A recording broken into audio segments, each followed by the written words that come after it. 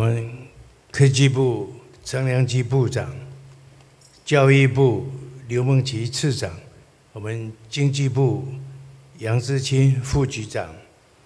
还有我们的承办单位中国机械工程学会林理事长，我们选拔会的古家恒校长，评审会的陈文华教授，还有我们各位评审委员，还有我们得奖的学生，还有我们大陆来的院士贵宾，还有在座的企业家，还有我们 HiWin 的集团的同仁，大家午安。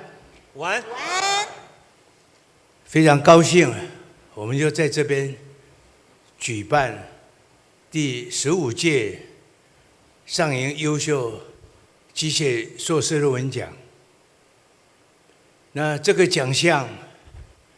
我刚刚跟教育部刘次长跟科技部陈部长报告。那主要原因，我们过去呢都在追求 SCI 论文。那真的要到写这篇论文呢，那传统的精密机械是很困难，因为在强调精度，那追求，所以我们比较要符合西方学术界的口味，所以我们大概这个搞机械的呢，都进入 MENS 微机电，然后做电机的都跑去呢弄半导体，所以我们精密机械就找不到人。那学校做相关精密机械的也很苦闷，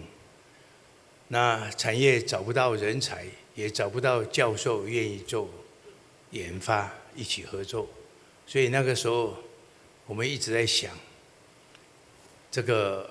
上研科技可不可以尽到一点力量，来鼓舞这些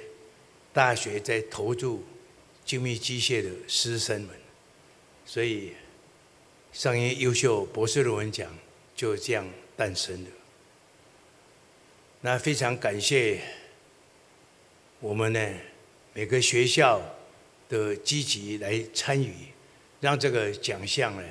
这个参与的越来越多，那也越来越多元化。那今天也形成一个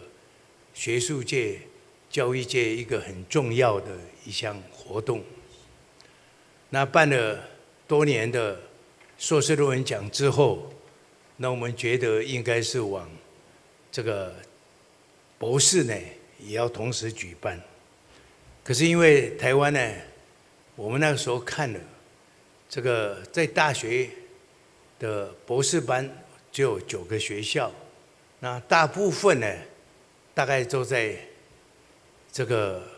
奈米跟半导体的制程方面，所以规模呢太小，所以那个时候我们特别呢商请大陆的中国机械工程学会呢举办呢两岸4地的优秀博士论文奖。那举办到现在呢，也已经到了第8届哦，现在正在进行第9届的甄审。那么回顾了这个15年来的整个产业的变化，也非常巨大。那2011年，德国总理梅克尔在汉诺威正式宣布，德国要迈向工业4.0的新时代，它就是要软硬兼施。那同时呢，美国奥巴马总统呢也宣布呢，美国呢要制造业回流，它要再工业化。那大陆呢也提出了中国制造2025。那经过这些年呢，可以看到都有相当的发展。那在台湾呢，也提出了一个生产4.0的一个计划。那再经过一段时间呢，我们也可以看到，今年有非常大的改变，那就是实施了30年的汉诺威电脑展，非常有名。那去年办完了以后，就画下休止符。那汉诺威电脑展没有了，那些资讯产业还不够。那3年前我们在汉诺威工业展，但是现在汉诺威工业展因为它新的时代需求，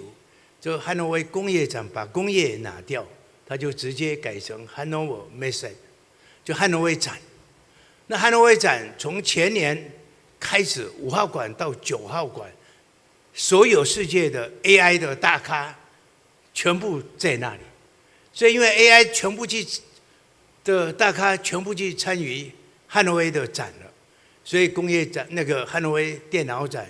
就停办了。所以今年就在汉诺威展呢扩大办理。那今年我看了一下，因为下个礼拜六我就要到汉诺威去参加汉诺威展了。那汉诺威展呢，我参加了30年，可以看到它这中间的改变。那汉诺威展今年的智慧制造非常庞大，所以整个汉诺威馆里面32个馆全部满了，所以这个史无前例有那么大的馆。那在这边也跟各位报告，这些年因为德国在制造非常成功，那因为工业4.0也带动了这样的一个趋势，所以今年汉诺威不但是智慧制造这边呢有20多个馆，那 AI 这个部分你可以看到的，不管是 Google、Microsoft， 通通华为，通通坐在那里。但是现在机跟电也必须要结合，所以去年汉诺威这个电脑展里面，这个在华为的馆里面也摆了一个上影最新一代的智慧型楼感。因为为什么？因为将来这个楼感我们可以预测机台什么时候会故障。那这个是10年前我们要服务我顾客的顾客，那就是宾士汽车的需求。那正好也结合梅克尔总理的工业4.0的概念，所以经过将近10年的时间，我们特殊的晶片也开发出来。那智慧楼感在今年下半年就会直接到我们顾客的现场，去扮演它关键的角色。这也宣告将来的精密机械彻底走向新一代的智慧机械，那扮演出智慧制造非常重要的关键角色。将来用手机，任何角度、任何世界的角落，你就可以看到那个机台的运作状况，它也会告诉你什么时候该维修了。所以我想不会做出一大堆不良品。那这个15年来，我刚刚也跟次长跟部长报告，获得上银优秀机械硕士论文奖的老师跟同仁，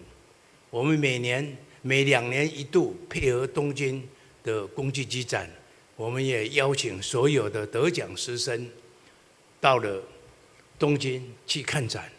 那同时我们也安排他去参加 conference， 我们也安排他去参观著名的